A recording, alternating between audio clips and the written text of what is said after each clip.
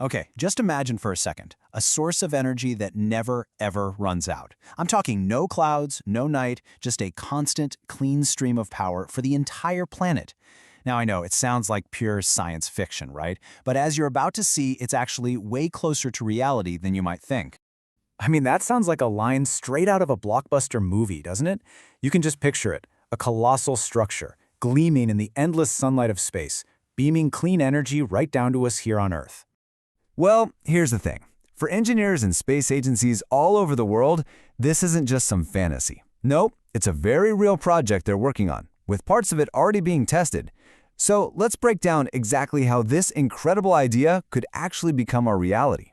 To really get why we'd go to such incredible lengths, first we've got to understand the problems with our best solution right now, solar power, right here on the ground. 7 million. Think about that number for a second. That's how many individual solar panels are at the Goldman Solar Park, which is the biggest one on the planet. And yeah, it's an amazing achievement. It powers over 2 million homes, but it also throws a giant spotlight on a major issue.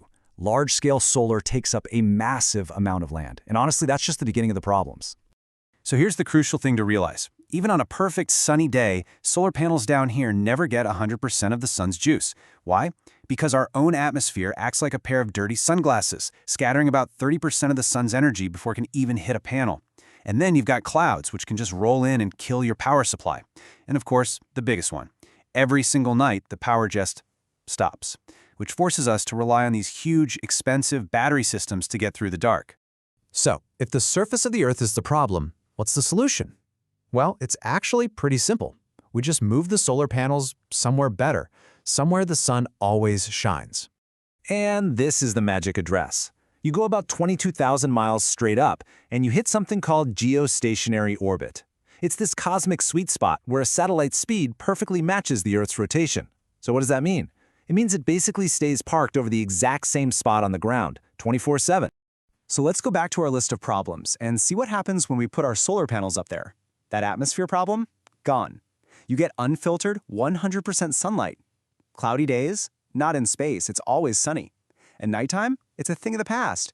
You get power 24 hours a day, 7 days a week. And the land use issue? It has zero footprint on Earth. It literally solves every single one of our problems. Okay, so the location is perfect, no doubt about it. But how on Earth, or I guess off of it, do you even begin to build something that could be up to 6 miles wide? Just to put this in perspective for you, the International Space Station, right? It took over a decade and something like 40 different launches to build, and it's about the size of a soccer field. These power stations we're talking about, they'd be the size of a small city. So yeah, we clearly can't build it the same way. So the engineers are taking a page from IKEA.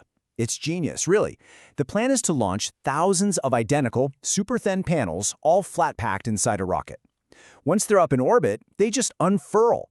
And then, this is the cool part, autonomous robots, which look kind of like spiders crawling over a giant web, they get to work snapping every single module into place until this thing grows into a floating power city. So you've done it. You've built it, it's up there, soaking up gigawatts of power, but now you have a massive amount of electricity that's stuck 22,000 miles away. How do you get it home? And this is just brilliant. You don't use wires, you use waves. The station takes all that raw electricity and converts it into a wide, focused beam of microwaves. And yes, you heard that right, they're the same kind of waves that heat up your leftover lasagna, just on a much, much bigger scale. Okay, I know what you're thinking. This is usually the first question that pops into everyone's head. Are we building some kind of sci-fi death ray that could accidentally fry a city? And the answer is a very definite no.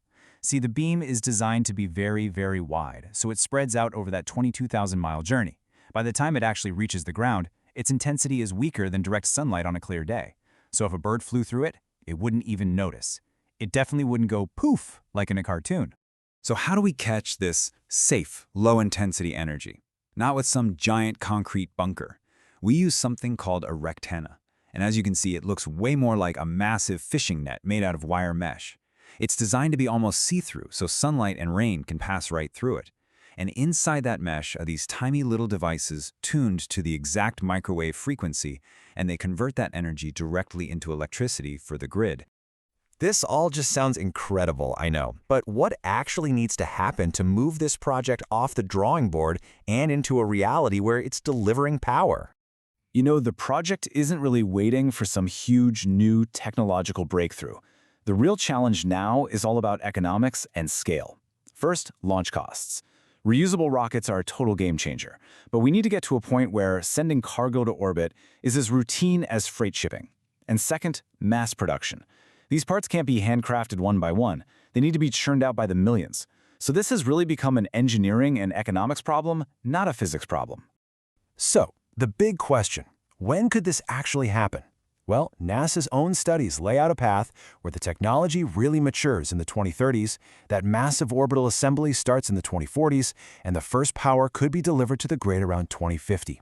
When you think about it, that's really not that far away.